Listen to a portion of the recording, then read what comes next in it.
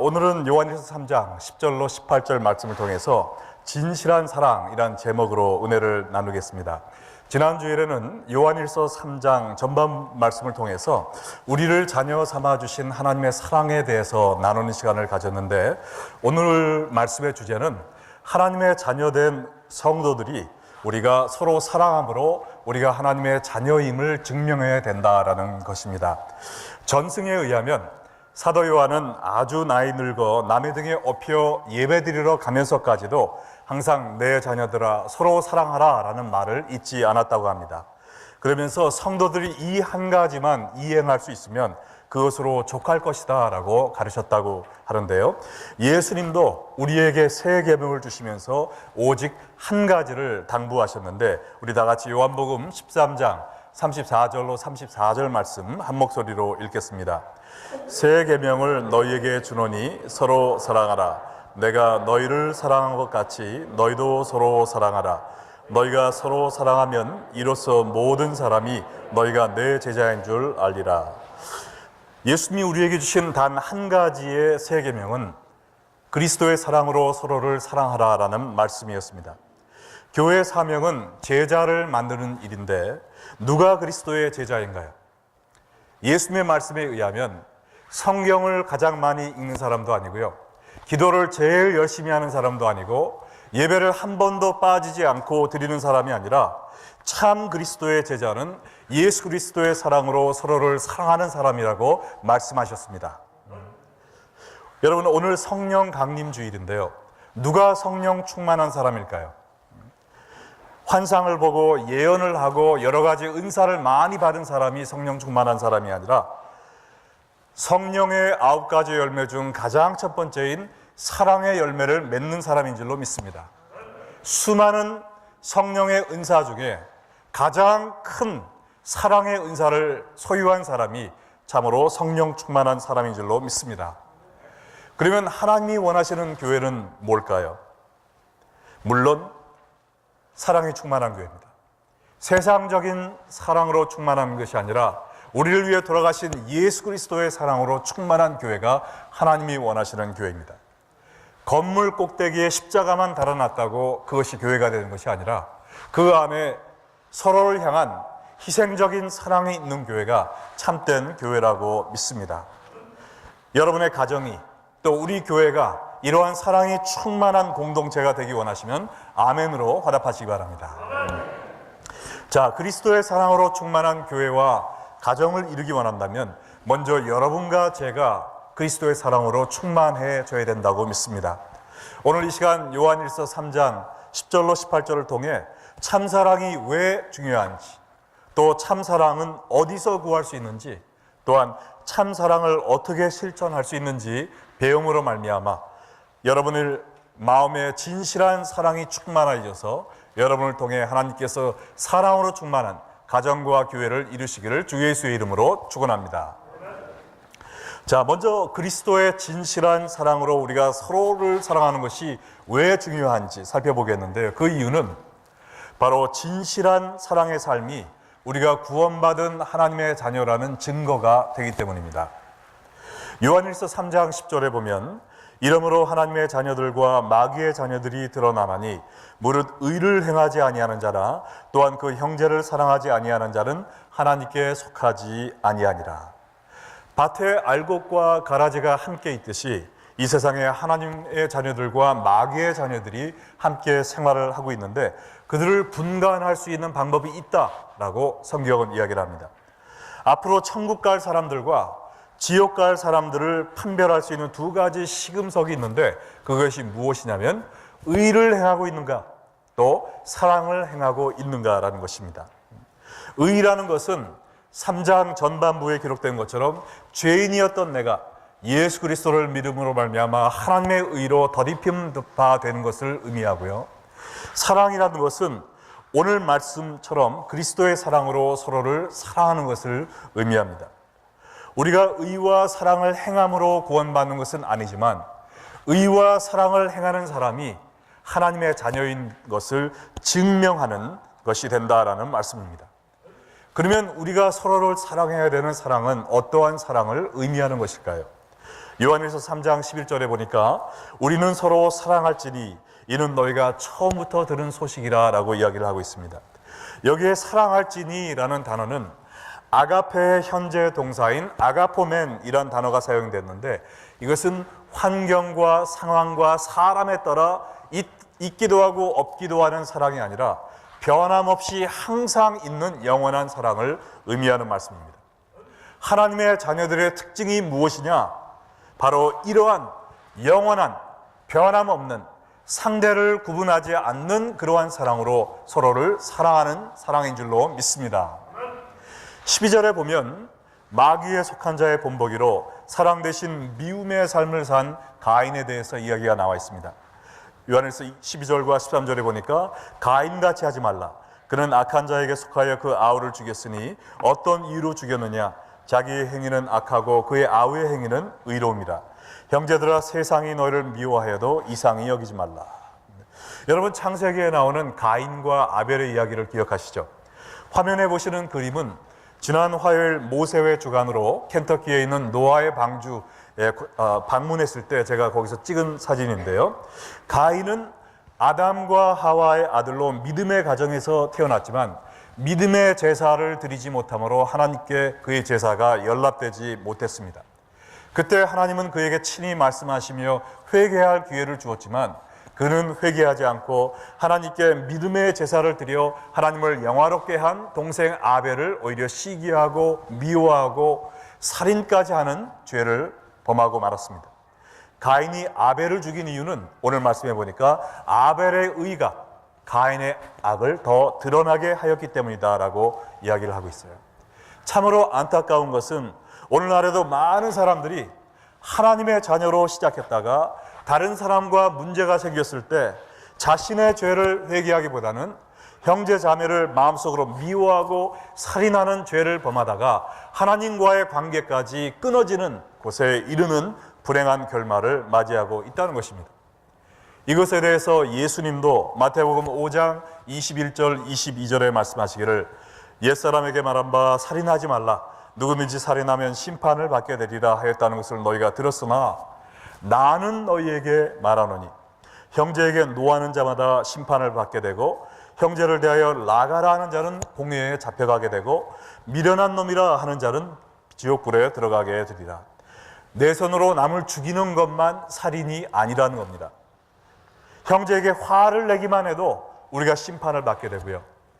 남에게 머리가 텅 빈 바보라는 뜻을 가진 라가라는 욕으로 그 사람을 칭하기만 해도 공회에 잡혀가는 죄가 되고, 또한 미련한 놈, you fool이라는 말로 남을 조롱만 해도 지옥불에 던져지게 될 것이라고 예수님이 친히 말씀하셨어요. 물론 남에게 화만 한번 낸다고 내가 지옥으로 떨어지는 것은 아닙니다. 여기엔 노하다, 라가라 하다, 미련한 놈이다 하다라는 것은 모두 헬라어에서 지속적인 행동을 나타내는 현재형으로 쓰여졌습니다. 이 말은 우리가 가인처럼 우리 마음에 책망하시는 성령의 음성의 귀를 막아버리고 회개하기를 거부하며 계속해서 형제를 미워하고 욕하고 저주하는 삶을 살다 보면 우리의 마음이 완고하여져서 결국에는 하나님과 상관이 없는 마귀의 자녀로 전락할 수 있다는 경고의 말씀인 것입니다. 그러므로 우리가 남을 미워하는 마음을 우습게 보면 안 된다는 겁니다. 여러분의 믿음을 잃어버리게 할 수 있습니다. 하나님의 자녀는 무엇보다도 그리스도의 사랑으로 형제를 사랑하고 용서하는 마음을 굳세게 붙잡아야 되는 것입니다. 여러분, 자동차 살 때요, 옵션이 있습니다. 선루프 하시겠습니까? 네, 하겠습니다. 레더 시트 하시겠습니까? 그거는 안 하겠습니다. 이 옵션은 해도 되고 안 해도 되는 거예요. 근데 자동차를 살 때 꼭 있어야 되는 게 있습니다. 엔진 같은 거는 옵션이 아니에요. 엔진이 있으면 자동차가 되지만 없으면 자동차가 아닌 거예요. 그것처럼 그리스도의 삶에 옵션이 있어도 되고 없어도 되는 옵션이 있습니다. 그러나 없어서는 안 될, 반드시 갖춰야 될 그리스도인의 핵심 요소가 있는데 그것이 바로 그리스도의 사랑으로 서로를 사랑하는 것이라는 것입니다. 이것이 없으면 더 이상 그리스도인이 아니라는 거예요. 내가 형제를 용서하지 못한다면 더 이상 나는 하나님의 자녀가 아니라는 것입니다. 여러분 가운데 아직도 사랑하지 못하는 사람, 용서하지 못하는 사람이 있습니까? 그러면 여러분이 그 사람을 사랑하기 거부할 때 여러분은 하나님의 자녀가 되기를 포기하는 것이라는 것을 깨달으시기 바랍니다. 여러분이 마귀의 자식이 돼도 좋으면 계속 미워하세요. 그러나 하나님의 자녀의 신분을 포기하고 싶지 않으면 그 사람을 그리스도의 사랑으로 용서하고 품으시기를 바랍니다. 요한일서 3장 14절과 15절 말씀에 이르기를 우리는 형제를 사랑함으로 사망에서 옮겨 생명으로 들어간 줄을 알거니와 사랑하지 아니하는 자는 사망에 머물러 있느니라. 그 형제를 미워하는 자마다 살인하는 자니 살인하는 자마다 영생이 그 속에 거하지 아니하는 것을 너희가 아는 바라. 영생을 얻은 바의 증거는 형제를 사랑한다고 했습니다. 그러나 형제를 미워하는 자는 살인하는 자요 영생을 포기하는 자입니다. 이것이 바로 하나님의 말씀입니다. 그러면 우리가 형제를 미워하다, 살인하다, 영생을 포기하기까지 떨어지지 않기 위하여 어떻게 해야 되겠습니까? 에베소서 4장 26절, 27절 말씀을 다 함께 읽겠습니다. 분을 내어도 죄를 짓지 말며 해가 지도록 분을 품지 말고 마귀에게 틈을 주지 말라. 참 중요한 말씀입니다. 우리가 살다 보면 우라통 터지는 일이 생기기 마련입니다. 그러나 우리가 분을 내어도 그러한 일을 당하더라도 죄는 짓지 말라는 거예요. 올바른 방법으로 화를 풀어라라는 것입니다. 그리고 반드시 하루 이상 분을 마음에 품지 말라는 것이죠. 왜냐하면 그것이 하루 이상 지속되면 미움이 되고 저주가 되고 그 사람을 욕하게 되고 내 마음으로 그 사람을 살인까지 하게 될 수 있기 때문입니다. 그러한 행동은 마귀에게 나 잡으시오라고 하는 것과 똑같은 거예요. 그러므로 마귀에게 내 삶을 장악할 수 있는 틈을 준다라고 성경은 이야기하고 있는 것입니다. 여러분 마음속에 분통 터지게 하는 사람이 있습니까? 그렇다면 오늘 이 시간 그 사람을 용서하시기 바랍니다. 용서는요, 우리가 이걸 잘 깨달아야 됩니다. 그 사람을 위해서 하는 것이 아니에요. 용서는 나를 위해 하는 것입니다. 내가 용서함으로 하나님과 나의 관계를 유지할 수 있습니다. 내가 용서함으로 마귀가 틈타는 것을 막을 수가 있어요. 반드시 하나님의 자녀는 누구든지 그리스도의 사랑으로 용서하는 사람이 되어야 될 줄로 믿습니다. 자, 그러면 이렇게 원수까지 용서할 수 있는 진실된 사랑은 어디에서 찾을 수 있을까요? 진실된 사랑의 출처는 바로 그리스도의 사랑입니다. 가인이 마귀의 자녀의 본보기였다면 하나님 자녀의 본보기는 예수님이십니다. 예수님은 어떻게 사랑의 본을 보여주셨죠? 요한일서 3장 16절 우리 다 함께 한 목소리로 읽겠습니다. 그가 우리를 위하여 목숨을 버리셨으니 우리가 이로써 사랑을 알고 우리도 형제들을 위하여 목숨을 버리는 것이 마땅하니라.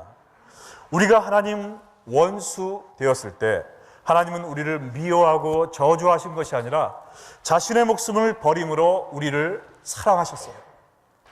가인은 자신을 위해 남을 죽였지만 예수님은 남을 위해 자신을 죽였습니다. 이것이 바로 그리스도의 사랑이에요. 나를 위해 남을 죽이는 것이 아니라 남을 위해 나를 죽이는 사랑. 이것이 바로 여러분과 제가 실천해야 될 하나님의 자녀의 사랑의 모습입니다. 우리가 이 예수님의 사랑을 받아들일 때 참 사랑이 뭔지를 알게 된다는 것이죠. 머리로만 아는 것이 아니라 체험적으로 알게 되는 거예요.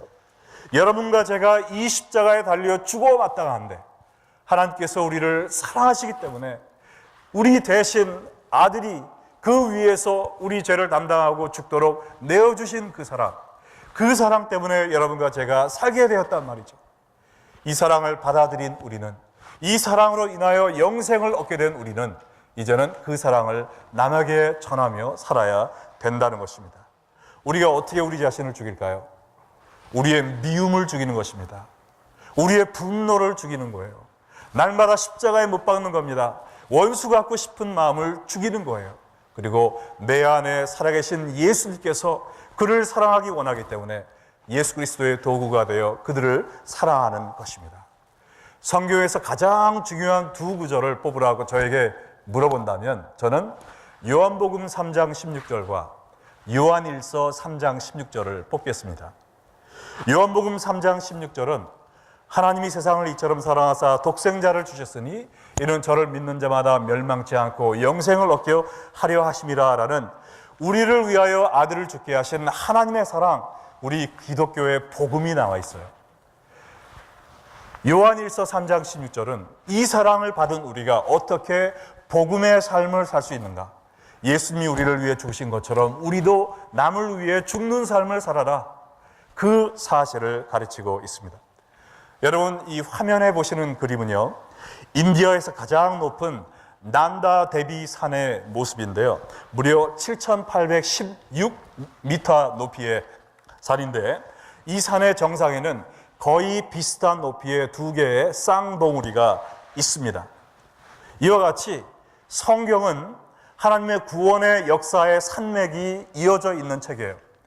그 구원의 역사의 산맥에 가장 높은 산봉우리 두 개가 있는데 하나는 우리를 위해 돌아가신 하나님의 사랑, 요한복음 3장 16절이고요. 두 번째 동일하게 높은 것은 뭐냐면 이 사랑을 받은 우리가 이제는 복음의 삶을 사는 겁니다. 예수 그리스도의 사랑으로 남을 용서하며 품어주며 그리스도의 사랑을 나누며 사는 거예요. 근데요, 요한복음 3장 16절이 없이는 요한일서 3장 16절이 있을 수가 없습니다. 그리스도의 사랑을 받은 자만이 그리스도의 사랑으로 남을 사랑할 수 있는 것이 뻔한 이치 아니겠어요? 그러므로 사도 바울도 고백하기를, 고린도후서 5장 14절 15절에서 이야기하기를, 그리스도의 사랑이 우리를 강권하시도다. 우리가 생각건대 한 사람이 모든 사람을 대신하여 죽었은즉 모든 사람이 죽은 것이라. 그가 모든 사람을 대신하여 죽으심은 살아있는 자들로 하여금 다시는 그들 자신을 위하여 살지 않고 오직 그들을 대신하여 죽었다가 다시 살아나신 이를 위하여 살게 함이라. 사도 바울도 사도 요한도 예수님을 믿는 모든 성도들이 남을 사랑할 수 있는 그 근거는 우리 자신의 노력이 아니라는 것입니다. 우리 자신의 결심이 아니라는 거예요. 예수 그리스도의 사랑이 우리를 강권하실 때 내 안에 살아 움직이셔서 나는 죽었고 이제는 예수님만 살아계셔서 예수님의 뜻대로 내가 움직이는 그리스도의 종이 될 때 그때야 비로소 예수님의 사랑으로 남을 사랑할 수 있다는 것입니다. 여러분 마음속에 이 예수님의 사랑이 살아 넘치고 있습니까? 그렇다면 그 사랑으로 남들을 사랑하시기 바랍니다. 만약 여러분이 남을 향한 분노와 미움을 죽일 수 없다면 그 말은 여러분 안에 예수 그리스도의 사랑이 없다는 얘기입니다. 여러분의 마음에 미움과 증오로 마음이 완악하여지고 있다는 얘기예요. 무척 위험한 상태에 있는 겁니다. 그러므로 우리가 무엇보다 형제 자매를 사랑하지 못하는 죄를 회개하고 그들을 품어야 될 줄로 믿습니다. 우리가 십자가 앞에 엎드려야 돼요. 여러분 가운데 특별히 내가 이 사람만은 용서할 수 없습니다. 그러면요, 제일 먼저 십자가 밑에 엎드리셔서 내가 얼마나 큰 죄인인데 나를 위하여 하나님이 얼마나 큰 희생을 치르심으로 나를 사랑하여 주셨는지 그 그리스도의 사랑을 다시 깨달으시기 바랍니다.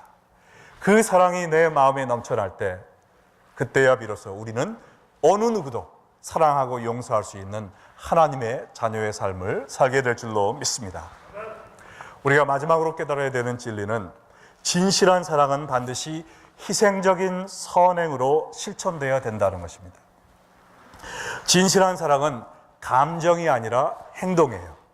내가 아무리 그 사람을 미워하는 마음이 있다 할지라도 사랑하는 것이 옳은 것이기 때문에 사랑할 때 나는 가식을 행하는 게 아니에요. 위선적인 행동을 하는 것이 아닙니다. 감정은 있다가도 없어지는 거예요.